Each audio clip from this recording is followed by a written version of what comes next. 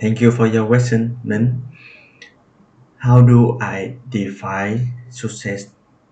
In my opinion, success means being able to complete your project and achieve your goal. To do that, we need set the goal, clear goal, and then make the plan to reach it.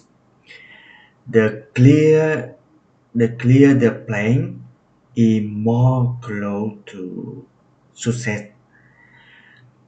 We can set goals for different things, for our projects, for our personal life. We can set the goal for 3 months, 6 months, 1 year, or even longer. I believe the picture of your life is vision you build from what you do today, what you do single day.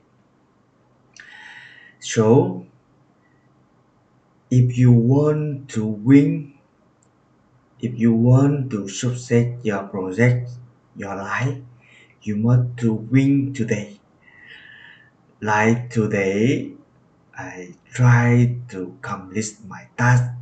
I try to complete what thing I must to complete and answer your table topic question also is the one thing I must to complete today.